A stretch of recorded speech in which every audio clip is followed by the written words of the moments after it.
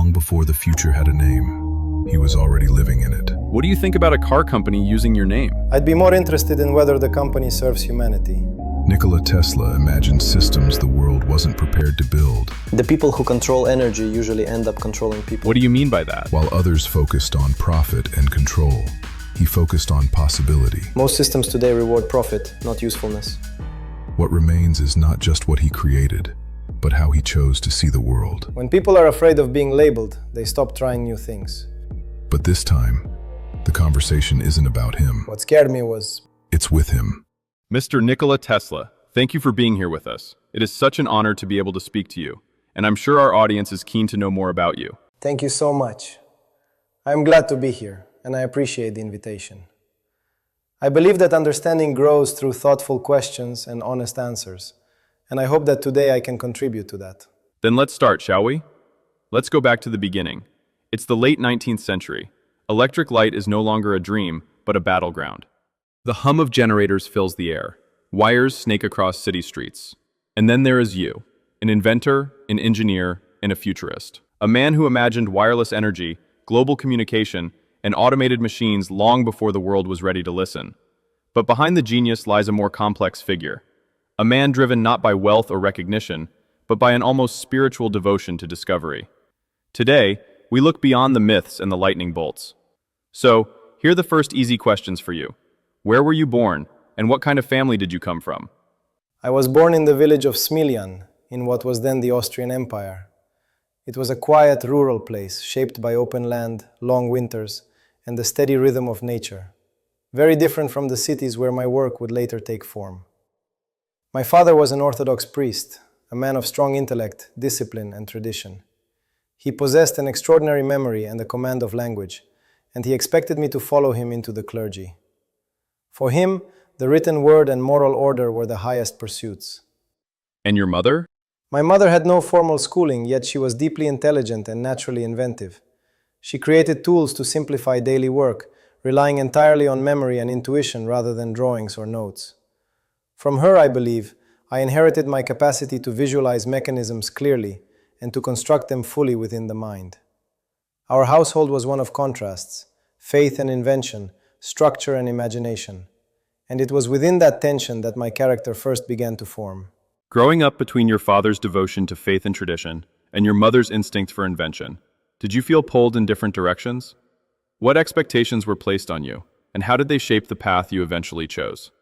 Very much so. My father believed that discipline, faith, and service to the church were the foundations of a meaningful life. He saw in me a sharp mind and wished to guide it toward what he considered a noble and secure calling. Yet my mother awakened something different within me. She never spoke of invention as a profession, yet she embodied it in daily life. Watching her create solutions without tools or diagrams taught me that understanding does not always come from books, but from observation and imagination. For a long time I carried the weight of expectation quietly. I respected my father deeply, but I felt an inner resistance, a sense that my purpose lay elsewhere. That tension did not fade, it sharpened. In time it became clear that I could not serve two paths. I had to choose the one that aligned with the way my mind naturally worked. You've described a household shaped by strong values and expectations. But many people would say that choosing a path so radically different from your father's was not just a personal decision. It was a quiet rebellion. Did you see your choices as an act of defiance, or were you simply unable to be anything other than who you were? I did not experience it as rebellion. I think rebellion implies opposition, and I felt none toward my father. What I felt, I believe, was necessity. There are minds that can adapt themselves to expectation. Mine could not. To deny its nature would have meant constant inner conflict, and eventually failure. I think now, if I would have followed my father's plan, I would have regretted it. I respected authority and tradition, but I respected truth more. Once I recognized the direction, my thoughts naturally followed, and resistance became futile. The choice was not between obedience and defiance. It was between authenticity and self-erasure. And when you were a boy, you became seriously ill, dangerously so if I'm not mistaken. During that time, your father, who had hoped you would enter the priesthood, made a promise to God, that if you survived, he would allow you to study engineering instead. Your recovery, in many ways, set you on the path toward the Austrian Polytechnic in Graz. Is that correct? Your life could have been very different from what it turned out to be. Yes, that is correct. The illness was severe, and for a time my survival was uncertain. It forced my family, and especially my father, to confront the possibility of loss rather than expectation. My desire to study engineering was already present, but it had remained unspoken, placed on hold by respect. When my father made that promise, it was given freely, under the weight of fear to lose me and love. My recovery changed more than my health. It altered the course of my life. From that moment on, my thoughts no longer circled around what I might be allowed to pursue, but around how far that path could lead. Attending the Austrian Polytechnic in Graz was not merely an education. It was the first time my inner world and the external world began to align. At the Austrian Polytechnic in Graz, you quickly stood out. You worked relentlessly, studied obsessively, and impressed your professors. Yet that period also marked the beginning of serious strain. Some would say your intensity was already pushing beyond what most people could sustain. Looking back, do you believe your discipline was driving you forward, or quietly pushing you toward collapse? At the time, I would not have recognized the word collapse. To me, there was only momentum. I worked not because I forced myself to, but because stopping felt unnatural. Sleep seemed inefficient. Rest felt like interruption. When the mind is fully engaged, the body becomes secondary. At Graz, my abilities flourished, but so did excess in a way. I demanded perfection not only from my work, but from myself. There was little tolerance for limitation and none for failure. In hindsight, I understand that intensity without restraint carries a cost. But discovery rarely announces its price in advance. One only learns it after paying. That intensity you described came at a cost. Your time at Graz did not end in triumph. Discipline gave way to exhaustion, structure began to collapse, and eventually, you left without completing your studies. Many would call that failure. Do you see it that way? Or was it an inevitable consequence of the way your mind worked? I think failure implies a deviation from intention. And what occurred at Graz was not a deviation. It was a breaking point, unfortunately.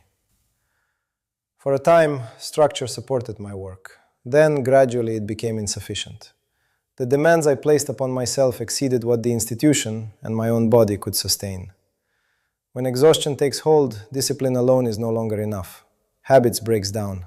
Focus becomes erratic. What once felt like control begins to resemble compulsion. Leaving Graz was not a conscious decision made in clarity. It was the result of accumulated strain. Only later did I understand that the mind, no matter how capable, requires balance to remain precise. But at that time I could not see it. Still, I would not erase that period. It revealed both my capacity and my limits. Before we dive into what's next, I'd love to take a moment to invite you into the heart of this podcast. If you're enjoying these conversations, subscribing to the channel is the simplest and most powerful way to support what we're building here. This isn't a one-way show, it's a shared space. In the comments or community posts, you can suggest future guests, vote on who we invite next, and propose questions to explore. By subscribing and liking, you're not just helping the channel grow, you're joining a curious community shaping these conversations together. So if this episode resonated with you, stay with us, and help us build something meaningful together, one conversation at a time. After leaving Graz, things seem to unravel. There are accounts of gambling, of you disappearing for long periods, of your family losing contact with you, and of deep disappointment, especially from your father. For someone driven by discipline and control, this feels like a sharp rupture. What happened during that period? How close did you come to losing your way entirely? That period was marked by disorder, both external and internal. When structure vanished, I did not immediately replace it with something healthier. Instead, I drifted. I am ashamed of saying this, but gambling became a refuge of sorts. Not for the promise of gain, but it was an attempt to quiet the mind, a way to escape the relentless pressure I had imposed upon myself for years. But it did not bring relief. It only deepened the instability. I withdrew from my family, not out of resentment, but out of shame. I had failed to meet their expectations, and more painfully, my own. My father's disappointment was never cruel, but weighed heavily on me, even when unspoken. There were moments when I felt entirely unmoored. When one lives so intensely within the mind, losing direction can feel like losing gravity itself. I will not pretend that I was certain of recovery at the time. Still, beneath the confusion, something endured. The knowledge that my capacity to think, to imagine, had not disappeared. It was hidden, fogged by strain. My balance, yes, was gone, and recognizing that distinction was the first, quiet step back toward clarity. Your father passed away during this period, before you had fully found your footing again. For a man whose expectations had shaped so much of your early life, what did losing him mean at that moment, when you were already adrift? Unfortunately, his death came at a time when my life lacked direction and coherence. I had not yet regained stability, nor had I proven to him, or to myself, that the path I chose was justified. I am mortified to admit that I carried a profound sense of guilt. Not because of anything left unsaid, but because I had not yet become what I believed he needed to see. His faith in discipline and order had shaped me deeply, and in my state at the time, I felt I had failed both. Grief, in that moment, was complicated. It was not only the loss of a father, but the loss of the possibility of reconciliation through achievement. There would be no later moment to demonstrate that his sacrifice, his promise, had meaning. Yet his death also imposed a kind of clarity. With expectations gone, responsibility remained entirely my own. For the first time, I understood that my path could no longer be defined in opposition to his hopes, nor in fulfillment of them. From that loss emerged a quiet resolve. If I were to continue, it would not be to justify myself to the past, but to honor it through what I would build next. I think we can all sympathize with you on that point. Losing a parent is painful enough, but losing them before they can see who you become, before they can witness the fulfillment of the path they once doubted, carries a very particular weight. After your father's death, you've mentioned a moment of clarity, a sense that the responsibility for your life and your choices now rested entirely with you. How did that realization translate into action?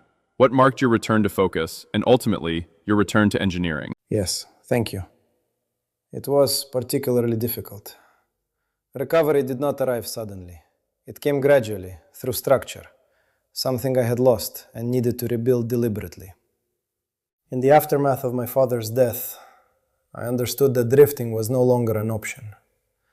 There was no authority left to rebel against, no expectation left to resist. Only the question of whether I would act or disappear into my own addictions. I returned to engineering not out of renewed ambition, but out of necessity. It was the only discipline that could contain my mind without restraining it. Mathematics, mechanics, and electricity gave form to thoughts that would otherwise remain abstract and overwhelming. Work restored rhythm to my days. Focus restored coherence to my thinking. And slowly, confidence followed. Not the confidence of youth, but something quieter, more deliberate. I no longer sought to prove myself. I sought to stabilize myself. And in doing so, I found that my ideas had not diminished during my collapse. They had matured. After regaining your footing, you began working as an engineer across Europe. What did that period represent for you? Was it simply employment, or did it feel like the true beginning of your professional identity? That period was foundational. For the first time, my ideas were tested against reality, not in theory, but in practical application. In Budapest, I worked at the telephone exchange under Tivadar Puskás, whose organizational mind greatly influenced my understanding of systems. Later, I worked as engineer for Continental Edison Company in Paris, where I was tasked with improving electrical equipment already in use. While I was in Budapest, I had a realization which led to the discovery of the principle of the rotating magnetic field. This would help me develop the alternate current motors years later. That work taught me a different kind of discipline. Not the discipline of study, but of responsibility. Machines had to function, systems had to endure, and errors had consequences. Yet even then, I felt constrained. Most of my efforts were directed toward refining existing designs rather than reimagining them entirely. I learned a great deal, but I also became acutely aware that my most important ideas could not flourish within incremental improvement alone. Still, that experience grounded me. It gave my imagination something solid to push against, and that tension proved essential in shaping what would come next. During that time, electricity stopped being just your profession and became something closer to an obsession. You began imagining entirely new systems, alternating current, efficiency at scale, ideas that demanded more than refinement. Is that obsession what ultimately pulled you toward America? Yes, electricity ceased to be merely my profession and became something far more consuming. It was no longer about improving individual machines, but about understanding entire systems, how energy could be generated, transmitted, and used on a scale that served society as a whole. During my time in Europe, I began developing the foundations of what would later become alternating current. These ideas did not emerge suddenly, they formed gradually through frustration with inefficiency and limitation. Direct current, as it was commonly applied, felt fundamentally constrained, suitable for demonstration, but not for the future I envisioned. I realized that such ideas required more than technical correctness. They required an environment willing to abandon familiar methods and take risks on unproven concepts. At that time, Europe was cautious, methodical, often reluctant to overturn what already worked. America, by contrast, represented momentum. Innovation there moved quickly, sometimes recklessly, but decisively. I was aware of figures like Thomas Edison, whose work dominated the electrical landscape, and I understood that if my ideas were to survive, they would need to be tested where the stakes were highest. I did not leave Europe in search of recognition.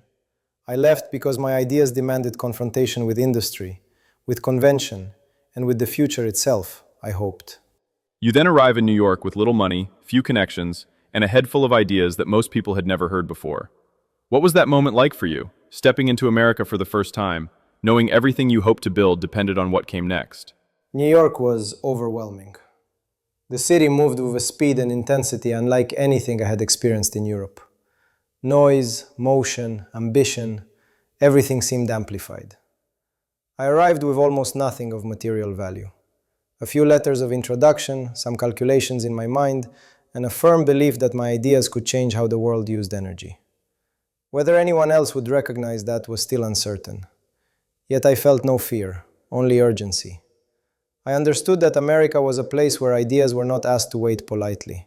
They were tested immediately, sometimes harshly. Standing in that city, I sensed that my life was entering its most decisive phase. There would be no gradual ascent from that point forward. Either my ideas would take root, or they would be discarded without hesitation. And you had to adjust not just professionally, but culturally. As you mentioned, New York was louder, faster, and more aggressive than anything you had known before. Did that environment energize you, or did it clash with the way you thought and worked? It did both. America possessed a vitality I had never encountered before. In New York City, ambition was not concealed or restrained. It was openly expressed, almost competitive. Ideas were valued less for their elegance and more for their immediate effect. At first, this was disorienting. I was accustomed to reflection, to precision before action. There, speed often took precedence over refinement. Probably is still happening now. Yet I soon recognized the strength of such an environment. America did not ask whether an idea was comfortable, only whether it functioned. For someone carrying ideas that required decisive execution, this created opportunity. There was, however, tension. My nature was methodical and inward. The surrounding culture favored urgency and improvisation. Learning to operate within that contrast became essential, not only to be heard, but to endure. In that sense, America did not alter my ideas. It tested them. At that time, American industry was already being shaped by powerful figures who, as you said, valued practicality, speed, and results above all else. Before you met him personally, how did you perceive someone like Thomas Edison, whose work and methods seemed to define the American approach to innovation? I saw him less as an individual and more as a representation of a philosophy. He embodied the American spirit of invention, relentless experimentation, rapid iteration, and the willingness to discard theory in favor of immediate results. That approach had undeniable strength. It produced visible progress quickly, and it resonated with a nation eager to build. Yet it differed fundamentally from my own method. I believed that invention should begin in the mind, fully formed, before it ever touched the physical world. To me, excessive trial and error suggested an incomplete understanding of underlying principles. Still, I did not view this difference with hostility. I recognized that progress often advances through contrasting approaches. Where one mind values speed, another values precision. Both can contribute, though not always comfortably, to the same future. At that moment, I was not thinking in terms of conflict, only of whether my ideas could survive in an environment shaped by such pragmatism. Let's talk about the moment you finally met him. After all the expectations, the contrast in methods, and the weight his reputation carried. What was your first encounter with Thomas Edison actually like? The meeting was far less dramatic than history often imagines, and perhaps more revealing because of that. I met Thomas Edison not in a place of ceremony, but in a working environment, an office connected to active facilities, where the air carried the faint smell of oil, metal, and heat. It was a space defined by motion and utility, not reflection. Papers were scattered, machines nearby hummed or awaited repair, and interruptions were constant. Edison himself was entirely absorbed in activity. He spoke quickly, moved restlessly, and treated conversation as something to be navigated efficiently rather than explored. There was little patience for abstraction or speculation, only a direct interest in whether something could be built, repaired, or put to use immediately. I presented myself without flourish. I spoke of my experience, my understanding of electrical systems, and the ideas I had carried with me across the ocean. He listened, but not with curiosity, with assessment. Each response felt measured against practical outcome rather than intellectual coherence. What struck me most was the difference in tempo. His mind advanced through continuous action, mine through deliberate visualization. Where I sought internal completeness before execution, he preferred to arrive at solutions by repeated trial. Yet there was no immediate tension, only a quiet recognition that we approached invention from opposing directions. At that moment, I believed cooperation was not only possible, but potentially productive. Before we talk about the relationship between you two and the promise, there's something I want to pause on. The United States already had engineers, capable ones. So why do you think Edison chose you? What did he see in you that made you worth bringing into his operation? I believe he recognized competence, though not in the way I initially understood it. When I arrived, I carried a letter of introduction from Charles Batchelor, a man who had worked closely with Thomas Edison in Europe. The letter was brief but direct. It did not praise my character or speculate on my future. It simply stated that I was capable of solving problems others could not. At that time, many engineers were skilled at maintaining and extending existing systems. What I offered was different. I could examine a malfunctioning machine and see not only what was failing, but why the system itself was flawed. Edison valued results above explanation. When he saw that I could address problems others avoided, efficiently and decisively, that was enough. Whether my reasoning aligned with his philosophy mattered far less than whether the machine functioned afterward. I do not believe he employed me because he shared my vision. He employed me because my abilities were immediately useful. In that sense, I was not brought in as a collaborator, but as a solution. That distinction was not obvious to me at first. Only later did I understand that being needed for one's skills does not necessarily mean being valued for one's ideas. At that moment, you believed cooperation was possible. But knowing how deeply different your approaches were, I have to ask, did any part of you wonder whether you would have to change in order to survive in that environment? Or did you believe that compromising your method was something you could never afford to do? I was aware of the difference, but I think I underestimated its implications. At first, I believed adaptation would be sufficient, that one could work within another system without surrendering one's own principles. This was not arrogance, it was optimism born of necessity. I did not yet understand that methods are not merely habits, but reflections of belief.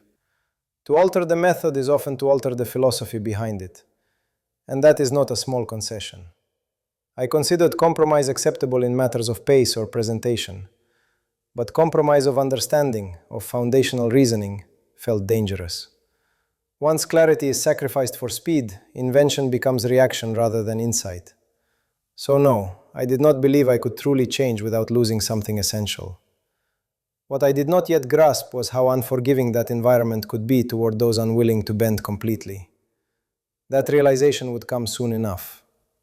You've said you were already aware of how different your approaches were, and yet you chose to go to work with him regardless of this.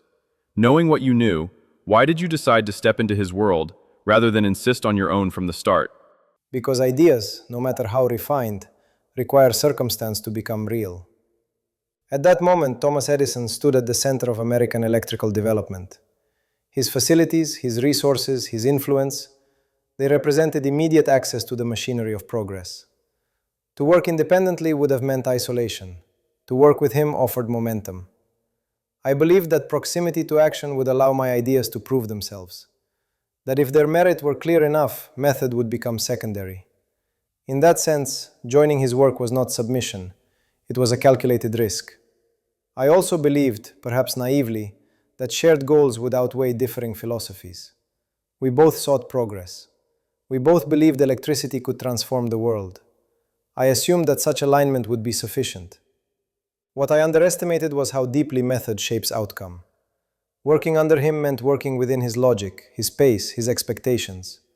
And over time it became clear that my way of thinking was not merely different, it was inconvenient. Still, I do not regret that choice. It taught me something essential, that proximity to power does not guarantee freedom, and that innovation, to survive, must sometimes stand apart before it can stand tall.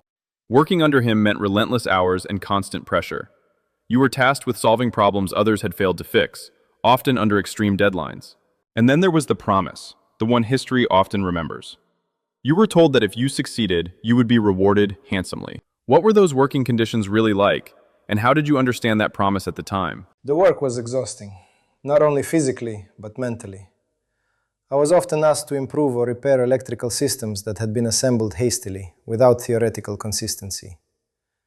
Many of the problems were symptoms of deeper design flaws, yet the expectation was immediate correction, not reconsideration.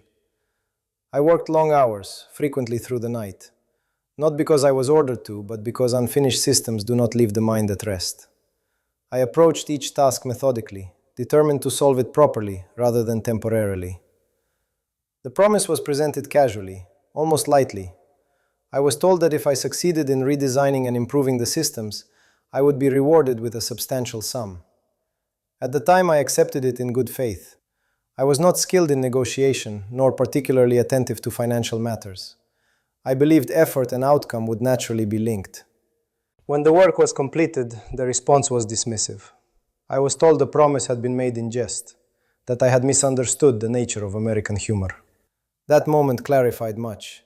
It was not merely about money, it was about respect, for labor, for intellect, and for integrity. And I understood then that my place there was provisional, not permanent. That realization marked a breaking point, right? You left his company shortly after, not just walking away from a job, but from a system that had used your abilities without honoring them. What did that departure feel like for you? Was it simply professional disappointment, or did it feel like a deeper betrayal? It was deeper than professional disappointment. I had invested not only labor, but trust. I believed that effort, honesty, and results would be met with integrity. When that belief proved false, the rupture was not technical, it was moral. Leaving was not dramatic. There was no confrontation, no final argument. I simply understood that remaining would require accepting a distortion of values I could not tolerate. I am ashamed to say that for a time I questioned myself more than the situation. I wondered whether my expectations had been naive, whether integrity was a luxury unsuited to that environment.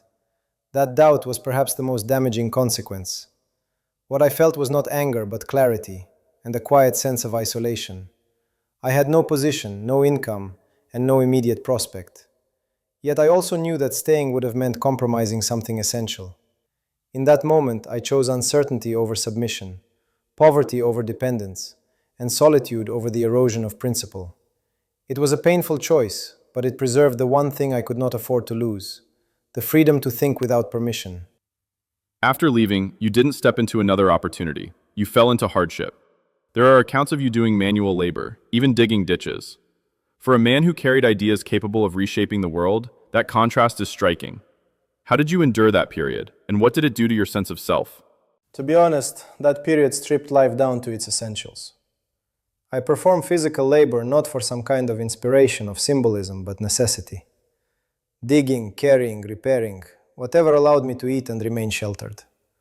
There was no dignity or indignity in it, only survival. And the contrast was sharp, you know. My mind was filled with systems, equations, and visions of future infrastructure, yet my days were spent on tasks that demanded nothing of imagination. At times, the dissonance was painful. I am ashamed to admit that despair was never far away, not because of the work itself, but because of the silence that surrounded my ideas. They had nowhere to go, no means of expression. Still, that hardship clarified something essential. It separated identity from circumstance. I learned that intellectual worth does not vanish in poverty, it merely becomes invisible. That realization hardened my resolve. If my ideas were to fail, they would fail openly, not quietly, beneath the weight of exhaustion. And so, even in those conditions, I continued to think, to refine, to prepare, hoping one day I'd be able to prove myself. After hardship and isolation, something finally shifted. You met people who didn't just see a laborer or a problem solver, but someone worth believing in. What was that turning point? Who finally recognized the value of your ideas? And why did this moment change everything? The turning point came when my ideas were allowed to speak for themselves. I encountered not only to what functioned immediately, but to what could function at scale. Among them was George Westinghouse, a man who understood that innovation required both vision and patience. He did not ask me to simplify my ideas beyond recognition. He asked whether they could endure scrutiny, opposition, and time. That distinction mattered deeply. For the first time, I was not employed merely to repair systems. I was invited to help redefine them. That trust restored something I had nearly lost: the belief that ideas, when protected, can survive even the harshest beginnings. And with that support, your ideas finally moved from theory to reality. Alternating current began powering cities, industries, and eventually the modern world. Did that moment, seeing your system adopted and validated, feel like vindication after everything you'd endured? Or was it simply the next step in a much longer journey? It did not feel like vindication, it felt like alignment. Seeing alternating current adopted was not a personal triumph in my mind. It was confirmation that the principles were sound, that efficiency, scalability, and harmony with natural laws would ultimately prevail. Public validation arrived gradually. Demonstrations, exhibitions, entire cities illuminated. These were visible signs, but the true satisfaction lay elsewhere. In knowing that the system could serve humanity beyond individual ambition. By that point, I no longer sought recognition. Survival had taught me that approval is temporary, while contribution endures. What mattered was that the work had escaped me, that it now belonged to the world. That was enough for me. There's one part of your story that many people still struggle to understand. Your agreement with George Westinghouse included a royalty contract that, had it remained intact, would have made you one of the wealthiest men in history. Yet you chose to release him from it. What happened, and why did you make that decision? The decision was not made lightly, nor was it heroic in intent. When alternating current began to face fierce opposition, Westinghouse found himself under immense financial and legal pressure. The system was sound, but the cost of defending it threatened to destroy the company, and with it, the very future of the technology.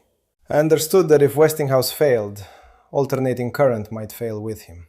And if that happened, the work itself, the ideas, my ideas, would be buried beneath business collapse.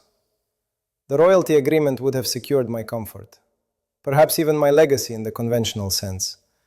But it would have placed an unsustainable burden on the one man willing to protect the system long enough for it to survive. So I chose to relinquish it. Not because I believed wealth was immoral, oh no, but because I believed the ideas mattered more than my ownership of them. Electricity was meant to serve humanity, not bind it to obligation.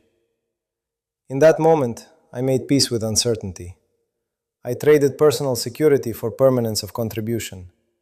History often judges such choices romantically. In truth, they are simply lonely and, trust me, hard to make. At a critical point in your work, you received support from one of the most powerful financiers of your time, J.P. Morgan. That support led to the construction of Wardenclyffe Tower, a project meant to change communication, and perhaps energy itself, on a global scale. Yet Morgan's backing eventually ended, and Wardenclyffe was never completed. What did Morgan see in you and that project at the beginning? And where did your visions ultimately diverge? Morgan was not a man easily persuaded by imagination alone. What he saw in my work was not idealism, but potential. The possibility of systems that could transform communication and power on a global scale. At the outset, our understanding was aligned. He agreed to support the development of wireless transmission, believing it could become a powerful means of communication and ultimately a profitable enterprise. Wardenclyffe was conceived within that framework as a bold but measurable step forward. The divergence emerged when my vision expanded. I did not see wireless technology merely as a tool for messages or commerce, but as a means to distribute energy itself, freely, across distances, without restriction. That idea unsettled him. A system that could not be easily measured, controlled, or monetized challenged the very foundations of his world. Where I saw liberation of energy, he saw something that could not be owned, controlled, or reliably turned into profit. Our relationship did not end in conflict, but in silence. Support fades quickly when a vision no longer fits within familiar boundaries. And so Wardenclyffe remained unfinished, the tower standing not as a failure of thought, but as evidence of how far imagination had traveled beyond what the world was prepared to sustain. In each episode, we select the question people most want answered, and we put them straight to our guest. Today, Mr. Tesla, our audience would like to ask you this. The world runs on alternating current, your system. Yet Thomas Edison remained more widely celebrated during his lifetime. Why do you think public recognition favored him, even as your ideas ultimately shaped the infrastructure we still use? I think that's because recognition follows visibility, not inevitability. Thomas Edison understood something I did not value enough: that invention does not end at creation. It continues through promotion, persuasion, and control of narrative. He built systems not only of electricity, but of business, publicity, and presence. I built systems of thought. Alternating current prevailed because it aligned better with natural law and efficiency. But such alignment does not guarantee admiration. It guarantees endurance. History often remembers those who speak the loudest in their own time. It eventually remembers those whose ideas refuse to disappear. I belong to the second category, and I made peace with that long before the end. Many people listening know how influential your work became, and yet also know that you did not die wealthy or widely celebrated. Do you believe the world treated you fairly? Fairness is a concept best applied to intention, not outcome. I was not treated generously, nor was I consistently understood. There were moments when recognition arrived too late, or not at all. But I cannot say I was wronged in a way that demands resentment. The world rewards what it can immediately measure: profit, visibility, repetition. My work was often ahead of practical readiness, and I accepted that delay, even when it cost me greatly. Would greater fairness have eased my life? Certainly. But it might also have altered my focus. I was not working toward reward. I was working toward coherence between nature's laws and human use. If that coherence eventually emerged, even without my comfort attached to it, then I considered the exchange acceptable. You believed energy should ultimately serve humanity freely and universally. A company named after you now sells advanced technology at a premium. How do you reconcile that contrast? Ideals are not destinations. They are directions. I never believed that progress would arrive fully formed or perfectly aligned with moral intention. Technology often enters the world through commerce, because commerce provides the force required to move it forward. If the use of my name helps accelerate the transition away from wasteful and destructive systems, then it serves a purpose, even if it does not yet fulfill the vision I once imagined. One must distinguish between steps and outcomes.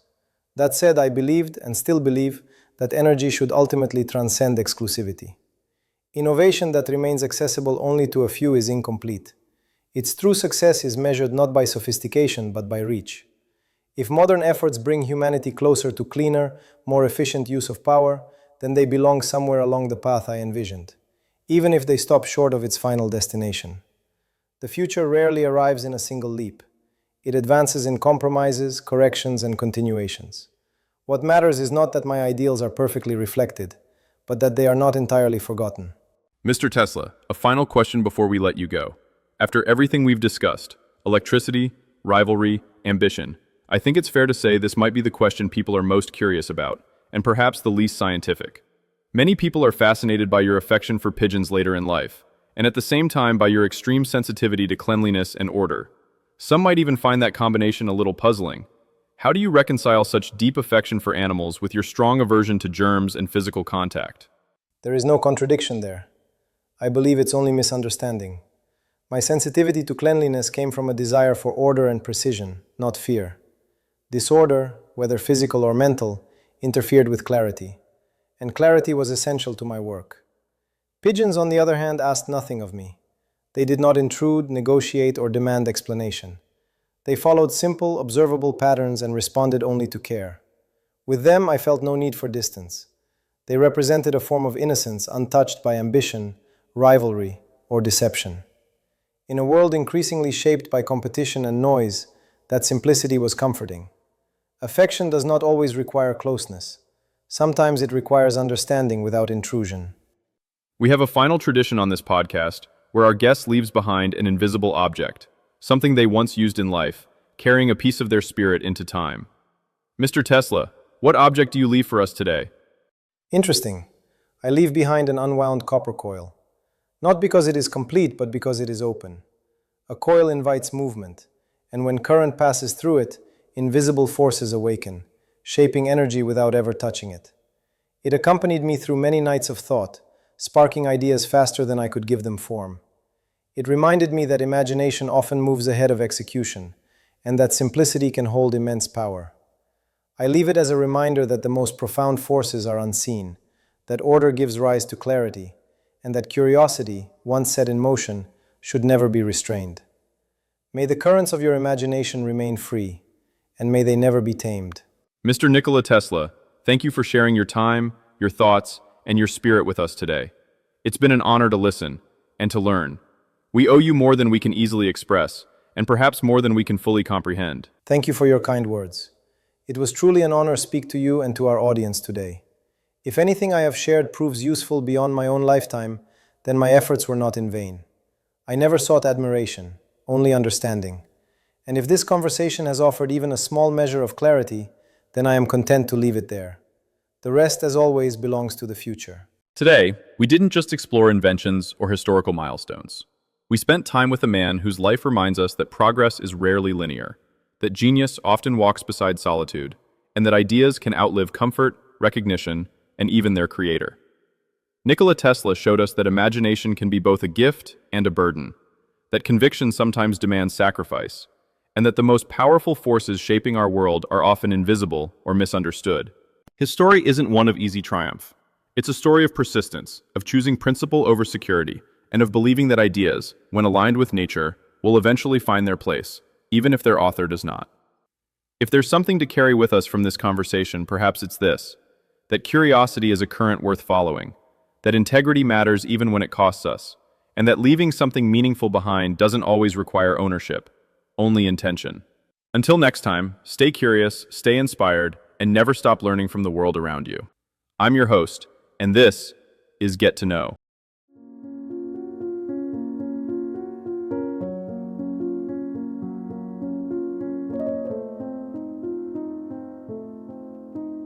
Thank you for watching.